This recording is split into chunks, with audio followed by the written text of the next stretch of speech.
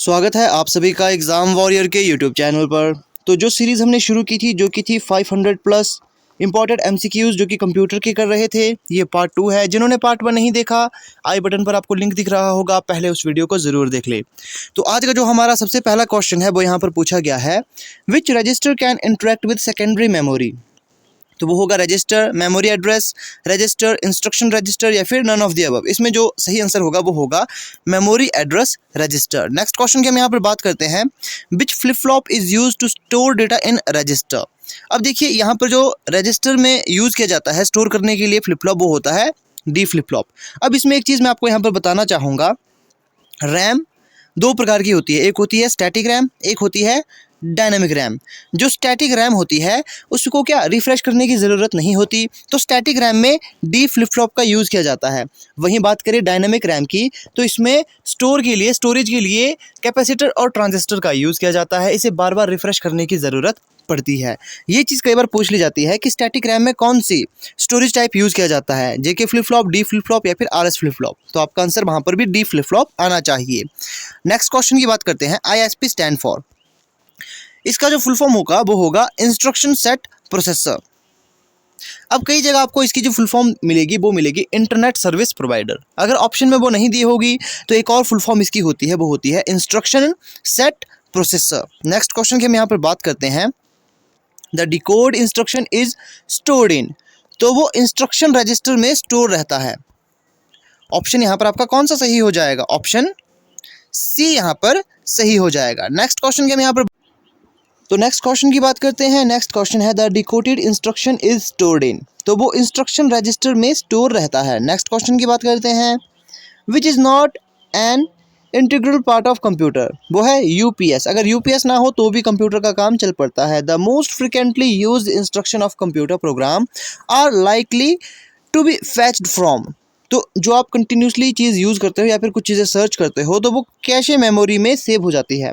अब मेमोरी से संबंधित एक चीज़ आपको पता होनी चाहिए। कई बार ये पूछ लिया जाता है सबसे फास्ट मेमोरी कौन सी है, तो कई विद्यार्थी क्या कर लेते हैं, वो कैश मेमोरी को सबसे फास्ट मेमोरी मान लेते हैं। सबसे फास्ट मेमोरी रजिस्टर होती है, उसके बाद कैशे मेमोरी आती है, फिर रैम, फिर रोम, फिर सेकेंडरी मेमोरी डिवाइसेस आता है। लेकिन अगर ये पूछ लिया जाए सीपीयू से अगर आपने रैम में कोई चीज़ें ट्रांसफ़र करनी है तो किस मेमोरी का रोल फंक्शन होता है, तो वो कैशे मेमोरी का होता है। और अगर रजिस्टर मेमोरी ऑप्शन में ना हो तो आपने कैशे मेमोरी को यूज़ करना है या फिर टिक कर लेना। लेकिन अगर सबसे फास्टेस्ट मेमोरी की बात कही जाए तो वो रजिस्टर होती है, क्योंकि रजिस्टर इसमें सबसे कम स्टोरेज यहाँ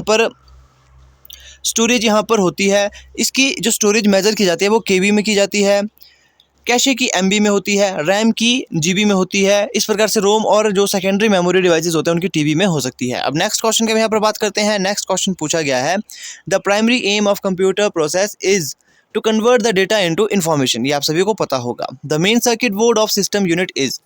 तो मेन सर्किट बोर्ड, इसे मदरबोर्ड कहा जाता है। मदरबोर्ड को ही प्रिंटेड सर्किट बोर्ड भी कहा जाता है, पीसीबी से कहा जाता है। मदरबोर्ड में ही आपके जो भी कंपोनेंट्स होते हैं या फिर डिवाइस ड्राइवर वगैरह यहाँ पर होते हैं। नेक्स्ट क्वेश्चन की बात करते हैं, ALU and control unit have special purpose location called. तो उसे रजिस्टर कहा जाता है। ऑप्शन यहाँ पर कौन सा? ऑप्शन ए सही हो जाएगा। नेक्स्ट क्वेश्चन की हम यहाँ पर बात करते हैं, the communication line between CPU memory and peripheral is called. तो उसे कहा जाता है बस। कम्युनिकेशन लाइन जो होती है, जो डेटा ट्रांसफर करती है, वो बस कहलाती है। नेक्स्ट क्वेश्चन की हम यहाँ पर बात करते हैं, a communication system that transfer data between the components inside computer और बिटवीन कंप्यूटर इज कॉल्ड। तो उसे भी बसेस ही कहा जाता है। बस का कार्य यही होता है डेटा को ट्रांसफर करना। नेक्स्ट क्वेश्चन है, which bus connect all the internal components of computer such as CPU memory to the main board motherboard. अब इसे क्या कहा जाता है? तो इसे कहा जाता है इंटरनल बस, जो कि आपके कनेक्ट करती है इंटरनल कंपोनेंट्स को। अब bus connect computer to peripheral devices. Peripheral devices क्या होते हैं? जो हम कंप्यूटर में बाद में ऐड करते हैं ताकि हम कंप्यूटर का यूज़ आसानी से कर सके, तो उन्हें कहा जाता है पेरिफेरल डिवाइसेस। तो इसके लिए यूज़ होती है एक्सटर्नल बस। नेक्स्ट क्वेश्चन है, एक्सटर्नल बस इज आल्सो रेफर्ड एज। तो एक्सटर्नल बस को एक्सपेंशन बस भी कहा जाता है। ये सब चीज़ें आपने नोट कर लेनी है, ये बहुत इंपॉर्टेंट है, एग्जाम में ऐसे क्वेश्चन पूछे जा चुके हैं। The command to access the memory और the input output device is carried by. तो उसे कहा जाता है कंट्रोल बस। जो कंट्रोल बस होती है ये क्या करती है, command to access the memory और द इनपुट आउटपुट डिवाइसेस। अब नेक्स्ट क्वेश्चन है a computer bus that is use to specify a physical address, उसे कहा जाएगा एड्रेस बस। नेक्स्ट क्वेश्चन की बात करेंगे a bus that transfer data from one component to another और between computer is called, तो उसे कहा जाएगा डेटा बस, क्योंकि यहाँ पर देखिए डेटा ट्रांसफर हो रहा है। अगर यहाँ पर डेटा की बात कही गई है, अगर बात कही जाती है लोकेशन की, तो वहाँ पर एड्रेस बसेज आता, लेकिन यहाँ पर डेटा ट्रांसफर करना है तो डेटा बस यहाँ पर आता है। RISC ये फुल फॉर्म बहुत बार पूछी जा चुकी है, तो इसकी जो फुल फॉर्म होती है वो होती है reduce instruction set computer. Option D यहाँ पर सही हो जाएगा। नेक्स्ट क्वेश्चन की बात करते हैं blank is register for short term intermediate storage of arithmetic and logic data in computers CPU, तो उसे कहा जाता है accumulator. Accumulator is a resistor for short term intermediate storage for arithmetic and logic data in computer, तो option यहाँ पर ए आपका सही हो जाएगा। नेक्स्ट क्वेश्चन की बात करते हैं blank is a group of command for a CPU in machine language instruction set, माफ कीजिएगा ऑप्शन बी यहाँ पर इंस्ट्रक्शन सेट यहाँ पर आ जाएगा। अब आप सभी जानते हो एक प्रोग्राम कैसे बनता है, सबसे पहले क्या होते हैं एक वैलिड सिंटैक्स लिखे जाते हैं, फिर वो इंस्ट्रक्शन सेट में काउंट होते हैं, इस प्रकार से आपका एक प्रोग्राम बनता है। अब नेक्स्ट क्वेश्चन की बात करते हैं वॉन न्यूमैन आर्किटेक्चर इज, तो जो वॉन न्यूमैन का आर्किटेक्चर था वो था सिंगल इंस्ट्रक्शन सिंगल डेटा। अब देखिए यहाँ पर आपको ऑप्शन में ही आपको यहाँ पर 4 फुल फॉर्म मिल रही है, एग्जाम में कई बार ये फुल फॉर्म भी पूछी जाती है।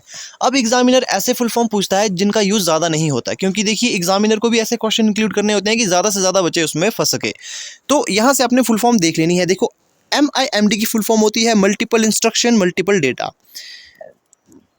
SIMD की होती है single instruction multiple data, MISD की होगी मल्टीपल इंस्ट्रक्शन सिंगल डेटा, और SISD की होती है सिंगल इंस्ट्रक्शन सिंगल डेटा।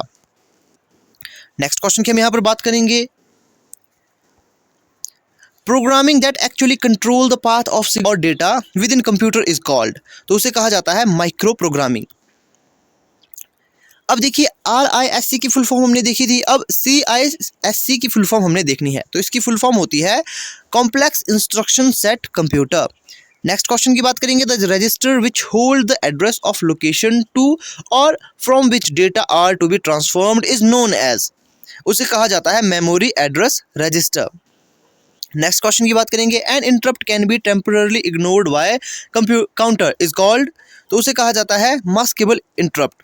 फिर से क्वेश्चन को रिपीट करते हैं an interrupt can be temporarily ignored, जो इग्नोर की जाती है उसे कहा जाता है मास्केबल इंटरप्ट। अब नेक्स्ट क्वेश्चन की बात करेंगे the computer perform all mathematical and logical operation inside, तो वो कहाँ पर होता है, तो वो होता है सेंट्रल प्रोसेसिंग यूनिट में, जिसे ब्रेन कहा जाता है कंप्यूटर का। अब एक इंटरेस्टिंग क्वेश्चन ये पूछा जाता है कि CPU कहाँ होता है, CPU मदरबोर्ड में होता है। अब मदरबोर्ड किस में होता है, तो मदरबोर्ड ये होते हैं सिस्टम बॉक्स में, जो बॉक्स होता है आपने देखा होगा, हम आमतौर पर इसे ही CPU मान लेते हैं, CPU ये नहीं होता है, इसे सिस्टम बॉक्स कहा जाता है। CPU तो मदरबोर्ड में एक छोटी सी चिप होती है जो कि ब्रेन कहलाती है कंप्यूटर का। तो ये क्वेश्चन भी एक बार पूछा गया था जिसमें सभी ने गलत यहाँ पर ऑप्शन टिक कर लिया था, उन्होंने CPU को टिक किया था। देखो CPU इसका नाम नहीं होता, इसका नाम होता है सिस्टम बॉक्स। अब नेक्स्ट क्वेश्चन की बात करेंगे which of the following unit can be use to measure the speed of computer. अब देखो जो सिंपल कंप्यूटर होते हैं उनका जो मेजर का स्पीड रहता है वो रहता है मिलियन इंस्ट्रक्शन पर सेकंड, मतलब MIPS। लेकिन जो सुपर कंप्यूटर होते हैं उन्हें फ्लॉप्स में मेजर की जाती है उनकी स्पीड। नेक्स्ट क्वेश्चन है the circuit use to store 1 bit of data is known as, तो उसे कहा जाता है फ्लिप फ्लॉप। फ्लिप फ्लॉप में 1 बिट ऑफ डेटा यूज होती है। फ्लिप फ्लॉप कितने टाइप के होते हैं, फ्लिप फ्लॉप आपके 4 टाइप के होते हैं। SR फ्लिप फ्लॉप जो कि जो कि नॉर और एंड गेट पर यूज होता है, फिर आता है यहाँ पर JK फ्लिप फ्लॉप, फिर आता है D फ्लिप फ्लॉप, फिर आता है T फ्लिप फ्लॉप। आपने एक बार इन्हें ज़रूर देख लेना है, ट्रुथ टेबल से क्वेश्चन पूछ लिए जाते हैं। काफ़ी जल्द आपके लिए ट्रुथ टेबल जो भी फ्लिप फ्लॉप्स के रहते हैं वो भी आपको करवाया जाएगा। बाकी लॉजिक गेट मैंने बहुत आसानी से समझाया हुआ है। लॉजिक गेट जिनको नहीं आते, लगभग 6 टाइप के लॉजिक गेट आपको वहाँ पर देखने को मिलेंगे। यूनिवर्सल 2 होते हैं। इस प्रकार के जितने भी लॉजिक गेट थे आप वहाँ एक बार ज़रूर देख लें, काफ़ी आसानी से एक ही वीडियो में आपको सारे लॉजिक गेट के बारे में पता लग जाएगा। नेक्स्ट क्वेश्चन के हम यहाँ पर बात करते हैं the control unit control other unit by generating control and timing signal, तो ऑप्शन यहाँ पर बी सही हो जाएगा। नेक्स्ट क्वेश्चन की बात करेंगे, देखिए इनमें एक्सप्लेन करने वाली बात उतनी नहीं है, जहाँ पर एक्सप्लेन की जरूरत होगी वहाँ एक्सप्लेन कर दिया जाएगा। Which of the following bus structure is usually used to connect input output devices, तो उसके लिए क्या कौन सी बस यूज़ की जाती है, तो उसके लिए यहाँ पर सिंगल बस का यूज़ किया जाता है इनपुट आउटपुट को जोड़ने के लिए। An interface that provide input output transfer of data directly to and from the memory unit and peripheral is termed as, तो उसे कहा जाता है direct memory access. Option C यहाँ पर सही हो जाएगा। क्वेश्चन में पूछा गया था an interface that provide input output transfer of data directly to and from the memory unit. अब देखो इसमें क्या होता है, इसमें सीपीयू का यूज़ भी नहीं किया जाता, तो इसका यहाँ पर आंसर आएगा direct memory access. Next question की हम यहाँ पर बात करते हैं a basic instruction that can be interrupted by computer generally has, तो उसमें क्या होता है, उसमें होगा an operand and address. Next question की हम यहाँ पर बात करते हैं the load instruction is mostly use to designate a transfer from memory to a processor register known as, तो उसे कहा जाता है एक्यूमुलेटर।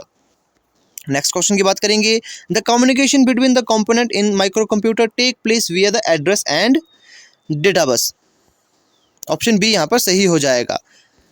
अब ये बेसिक क्वेश्चन है जो आपको याद रखने की जरूरत है। नेक्स्ट क्वेश्चन की हम यहाँ पर बात करते हैं the operation executed on data stored in register is called, तो उसे कहा जाता है माइक्रो ऑपरेशन।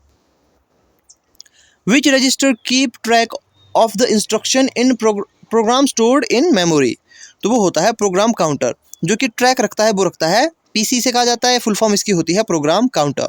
नेक्स्ट क्वेश्चन की बात करेंगे in which addressing mode the operand is given explicitly in the instruction, तो इसमें जो सही आंसर होगा वो होगा इमीडिएट। नेक्स्ट क्वेश्चन की बात करेंगे when necessary the result are transferred from the CPU to main memory, तो वो होता है शिफ्ट रजिस्टर। नेक्स्ट क्वेश्चन की बात करते हैं a group of bit that tell the computer to perform a specific operation is known as, तो उसे इंस्ट्रक्शन कोड कहा जाता है। नेक्स्ट क्वेश्चन की बात करते हैं the average time required to reach a storage location in memory and obtain its content is called, तो उसे कहा जाता है एवरेज टाइम। यहाँ पर बात कही गई है, एवरेज टाइम का मतलब होता है एक्सेस टाइम। अब एक्सेस टाइम क्या होता है, एक्सेस टाइम होता है seek time plus latency time.